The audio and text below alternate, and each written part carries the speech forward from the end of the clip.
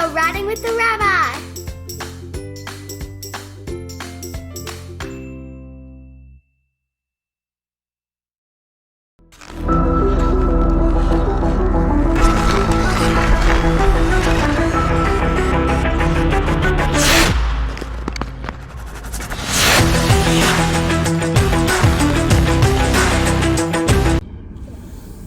Okay, hello everybody. Wow, it's been a super long time. Look how long my hair's gotten since we've done Riding with the Rabbi. I know we had a bit of a hiatus, but you know, we're just waiting for the next perfect guest to come on, and boy, we have her with us today.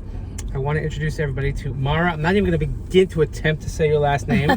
Or should I? Should I try? Yeah, try. Soverinsky? That's perfect. See that? That was literally perfect. M-A-R-A. It's Mara, not Mara. Okay. Yep. And Mara is a dear friend, and she actually has dedicated her life to service of the Jewish people and humanity in general, as she works for an entity from which we all know, known as United Hatzalah. So Mara, how are you? I'm good. Thanks for having me, and thanks for taking me for a ride. I love it. Wait, tell me, where are you from? I'm originally from West Bloomfield, Michigan, born and raised. And yeah. Did you go to school in Michigan? I went to Michigan State University. So when they say like go blue, they're not referring to you, no, are they? We say go green. Go green. Do you feel like if you're in Michigan State, do you feel sort of like no one knows what it is? Like the little brother. The stepchild of Michigan. The little brother. Wait, are there any Jewish young men or women from the Northeast that attend Michigan? Most Jewish people go to Michigan rather than Michigan State. Okay. So you will not find much of a Jewish community, as big of a Jewish community at Michigan State University. And that's the Spartans, right? That's the Spartans. Okay. And you know, our mutual friend Rabbi Marty Pasternak, of course, a fellow Spartan. And he will agree with me. Okay, very good. So how did you get to the New York area? So I worked at APAC for 2 years prior to coming to United Hatzalah, which I was in the New York office, and that's what brought me to New York City. What brought me to the Jewish nonprofit world is I grew up, again, in West Bloomfield, Michigan, in a Jewish bubble. Anti-Semitism was not heard of where I grew up because everyone around me was Jewish. But at Michigan State University, when I stepped outside of my bubble, I was for the first time exposed to anti-Semitism. I was wearing a Star of David necklace, and a girl was with me in a study group, saw that I was wearing a Star of David, and said, "Mara, are you Jewish?" And I was like, "Yeah." Why? No one had ever asked me that, right? Like, why? No, that's so weird. And I said, why? And she said, well, because Hitler should have killed more Jews in the Holocaust. And it was just like deadpan, looked me in the face, and I was like, what? And she started laughing. She's like, haha, I'm kidding. And I was like, wait, what? And I freaked out. I walked out of my study group, and I took a moment and thought, I do nothing. I literally do nothing. I don't go to Chabad. I don't go to Hillel. I haven't done anything in years. And I decided to change my major, started studying the conflict, anti-Semitism throughout history, and I got really involved with the pro-Israel movement. I went to Israel, and when I was in Israel, I fell in love with Israel. I fell in love with the pro-Israel movement, and I saw 2 orange ambicycles go by, and it was then that I felt probably the safest that I had ever felt. And those 2 orange ambicycles were United Hatzalah ambicycles. So that's what brought me into this world. So anti-Semitism made you more Jewish. Totally. Isn't that interesting? But you know what I say all the time, that's the solution, that's the antidote for this scourge that we're experiencing now is, you know, we have to not be less Jewish, we have to be louder and prouder, and we have to be more aware of our Jewishness, and we have to be, you know, like I said, proud about it, because it's you know, it's very easy to run away and hide. That's incredible. Someone recently told me, she was like, you know, I'm at school. She goes to my school. She goes to Michigan State now. She's a freshman. She's like, sometimes I don't feel comfortable to wear my Star of David. I said, wear it. You should wear it proudly. And if anyone says something to you, you just need to learn how to be able to respond. Like, that is what I wish I would have been able to do. I wish I would have been able to say something, you know, educational, but I had no idea what to say. Is there a big challenge, let's say, in student government and things like that? Yes, there's such a challenge. When I had gotten involved, we tried to launch an Israel week, and they wouldn't let us. They wouldn't let us because they said it was like promoting the apartheid. But I'm sure they had apartheid week, right? Yeah. Right. It's horrible. Because I know in that other school they also have some issues. Yeah. Right. It's at every school. It's terrible. Yeah. Except for YU doesn't really have. No. Okay. Wait, so how long have you been with United Hatzalah now? So I've been at United Hatzalah since the end of May. I guess, how long is that? 6-7 months? It's been 6-7 months. It's fresh, it's new, and I'm working to cultivate the New Jersey area. I'm the New Jersey Regional Development Officer. So I'm working to spread word and get people involved and help us save lives. I mean, it is in my mind one of the most incredible things I have ever seen in my life. I've said this a lot. I said very rarely in life are you going to meet one person or two people, one person that you're going to rarely meet that one person who really changed the world. And your boss, or whatever you want to call him, but the founder, Eli Beer, friend of mine, a friend of many of ours, he literally has changed the world. He has changed the way that the response time is just completely just blown out of the water. Absolutely. In terms of, getting to a trauma. We've seen all too many, and I got an email from Eli today about the response that they had, his family to the terror attacks last week. Yes, we could say that Jews were murdered in Jerusalem. It was a terror attack. It wasn't random people that were killed by some other random people. It was a targeted terror attack. And they were there responding. Within minutes, they were there. And he has such a presence now everywhere in Israel, and the work that he's done, and also I've never met such a great people person. Yeah. I mean, Eli Beer is amazing. He saw a problem. He was 15 years old, and he realized there's a serious problem here in Israel, is that we can't save people fast enough. That's what he realized. He was one of the things that made him get into this work is that he saw a terrorist attack and there was nothing he could do, and it was something that really motivated him to get involved, is that he wanted to be able to make sure that response time was faster.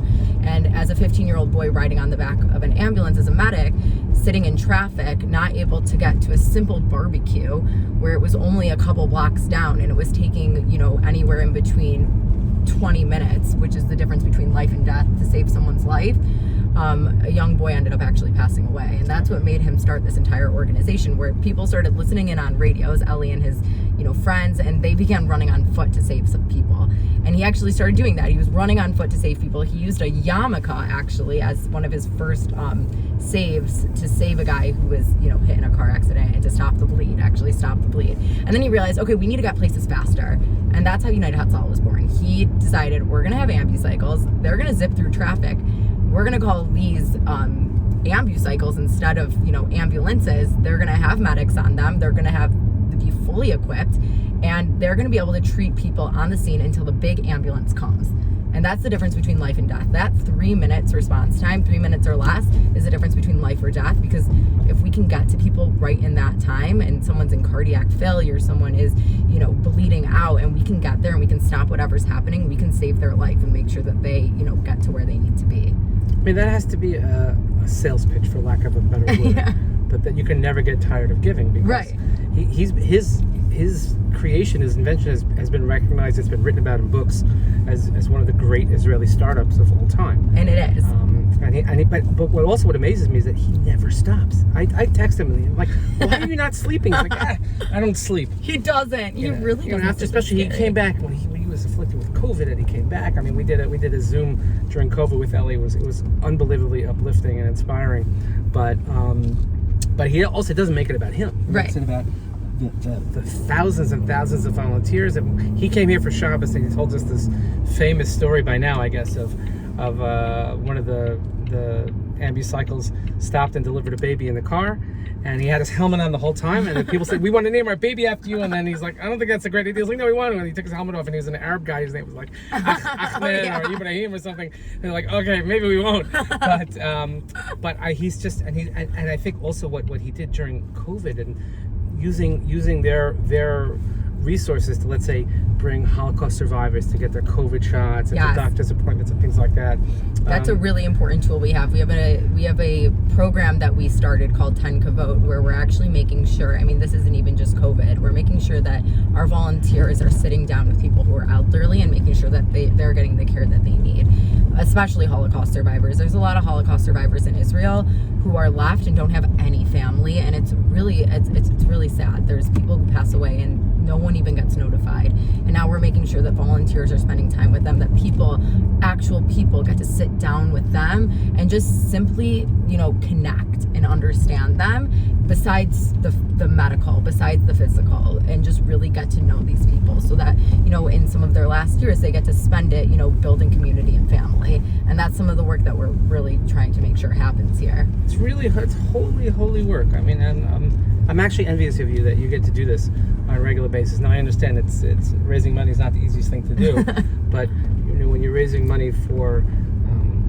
literally life-saving mechanisms, it's really just completely admirable. And of course, the saying, which everybody knows the saying, if you save one life, you've saved the entire world. But I think the way that you've gone about and changed the face of how we look at certain charities, charitable organizations, how we even fundraise, things like that. Everything is an innovation with United Hatzalah. And of course, I'm sure everybody will notice, I think it was on 2 separate occasions, I'm going to give myself away here, but very prominent sightings of United Hatzalah vehicles in the latest season of Fauda. Yes, actually, if you turn to episode 12 of season 4. Those who haven't gotten there yet, I'm not going to blame you, but yes, it's there, one of the big vans. And there was, I think in one of the earlier episodes also, I think I caught a glimpse. Yes. The orange vests are unmistakable. You can't mix them up for anything else. And also now, one of the things that Ellie was able to accomplish is to get your own sort of 911 number in Israel now. Yes, 1221. If you're in Israel and you need help, dial 1221, and someone will be there within 3 minutes. Great. And the truth is, we look forward in our community to continue working with United Hatzalah. When in my regular foursome, all of our golf bets, the winnings all go to United Hatzalah. I love that. Yeah. That's beautiful. But we're looking to do an event. Hopefully, I hope this spring we can. I hope this spring do something great. But I just wanted to, everybody should get to know you. Now you're relatively new in this position still, but only for a little while longer you'll be known as new. But I want to thank you for everything that you've been doing, and also your partnership with us, with the Jewish community, with our shul. And we look forward to having you come visit our shul and meet everyone, having Ellie back, and I'll give you the last word. Okay. Tell me, what's the most exciting part about your job? My most exciting part about my job, obviously, is spending time with people like you. And go on. But really, seriously, he's the best. And really, I think the most exciting part about my job is whenever I see someone go out in the field and save a life, and I get that email, because whenever there's an ambucycle out, a medic out, you get an update that just says, like, blah blah went out and saved this person's life. You really do feel like you're a part of that mitzvah, and I think that's my favorite and most exciting part of the job. And whoever helps sponsor that person, they feel like they also were a part of that, and we feel like we're all saving lives. Amazing. Wait, I have one last question, because how many volunteers actually are there? So as of the beginning of this year, there was 6,500. I think we're over that now. We're almost at 7,000. And we want more. We really do want more. So I'm sure there's a way that people can go and they could train and learn. Yeah, there are.